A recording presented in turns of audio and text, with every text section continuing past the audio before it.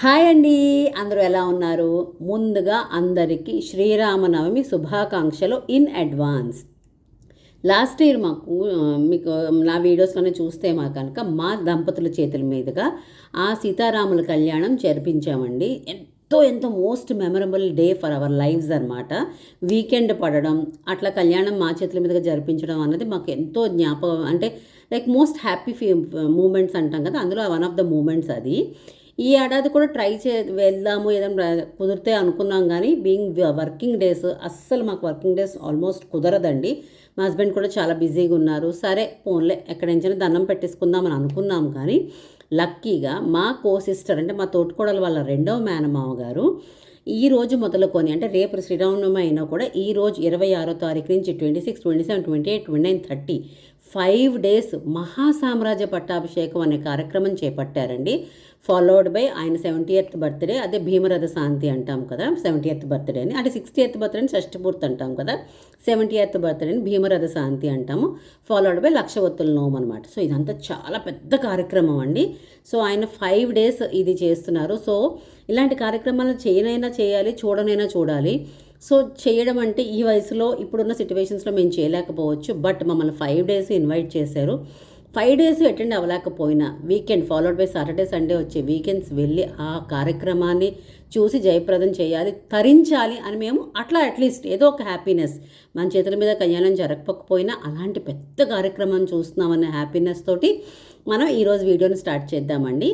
అంటే రాముల వారి ప్రత్యేకత, అంటే అసలు ఈ శ్రీరామనవమి తాలూకు విశిష్టత, ప్రత్యేకత జస్ట్ ఫ్యూ వర్డ్స్లో చెప్పుకొని ఈ వీడియోని ఎండ్ చేసేద్దాము. శ్రీరామనవమి అన్నది మనకి చైత్ర శుద్ధ నవమి నాడు జరుపుకోవడం అన్నది మనకి ప్రతీక. అంటే జస్ట్ అంటే మనకి ఉగాది తర్వాత 9th day వచ్చి, అంటే ఉగాది చైత్ర పాడ్యమితో ప్రారంభంగానే మనకి వచ్చే నవమి రోజు శ్రీరామనవమి అంటారు. అందుకే చాలామంది నవరాత్రులుగా కూడా చాలా, అంటే నార్త్ ఇండియన్ సైడ్ అయితే ఇది నవరాత్రులుగా భావించి అమ్మవారికి పూజించి నెక్స్ట్ రాముల వారికి పూజ చేస్తారట. ఇది మా ఫ్రెండ్ చెప్పారనమాట.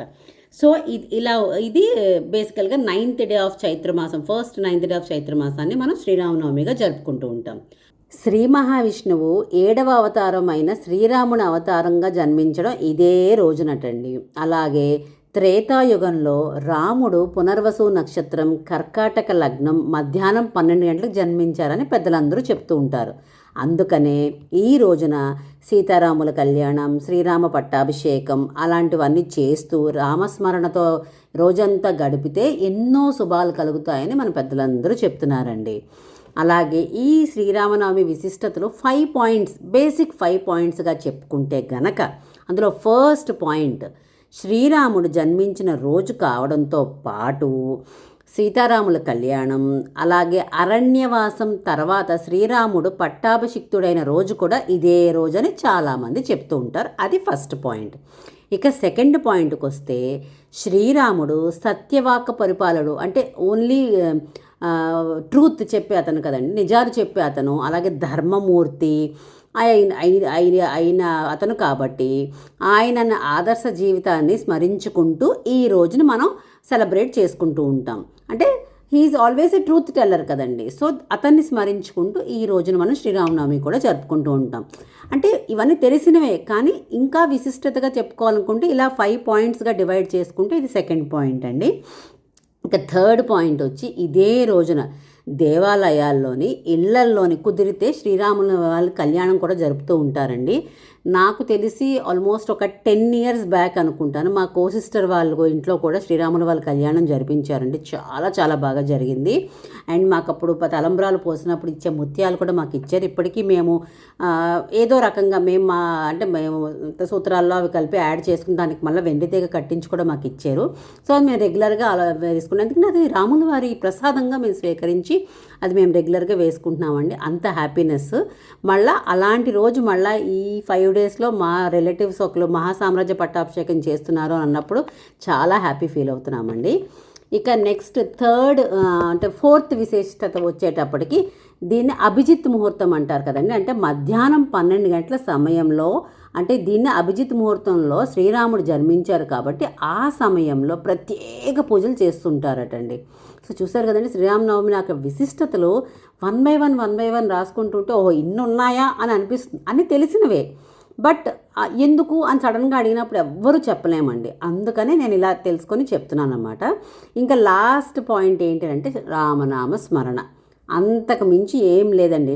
శ్రీరామనవమి రోజున రామజపం, రామాయణ పారాయణం చేయడం వల్ల అత్యంత పుణ్యం రావడం, ఒక రకమైన సెల్ఫ్ సాటిస్ఫాక్షన్ ఉంటుందండి.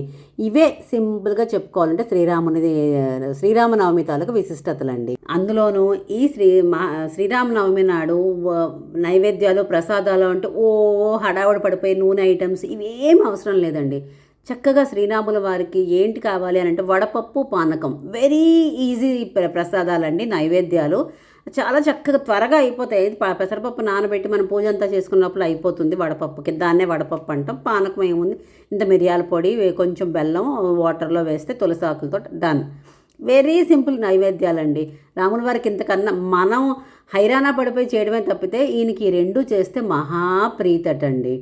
అంతేనండి. వెరీ సింపుల్ పాయింట్స్, నాకు తెలిసినవన్నీ చిన్న చిన్న పాయింట్స్ అన్నీ ఏదో అలా ఏరుకొని రాసుకొని కొన్ని తెలుసుకొని చెప్పినవే. ఏమైనా తప్పులు ఉంటే క్షమించండి. ఇంకా చాలా పెద్ద పురాణాలు ఉన్నాయండి. నేను అంత తెలుసుకోలేను, నాకున్న టైం దాంట్లో నాకు తెలిసిన బేసిక్ థింగ్స్ నేను చెప్పి విశిష్టత చెప్తున్నాను. అలాగే చెప్పాను కదండి ఈ వీడియోలో, ఈ రోజు నుంచి మొదలుకొని 5 days ఒక పెద్ద కార్యక్రమం జరుగుతుంది, మహాసామ్రాజ్య పట్టాభిషేకం అని. సో ఆ మావయ్యకి 70th బర్త్డే విషెస్ తెలుపుతూ రేపు అనగా శ్రీరామనవమి నాడు అంటే 27th March శ్రీరామనవమి శుభాకాంక్షలు మన ప్రేక్షకులందరికీ మరొకసారి తెలుపుకుంటూ, ఈ వీడియో కనుక నచ్చితే please do like, share and subscribe to ultimate Usha. ఉంటానండి. బాయ్.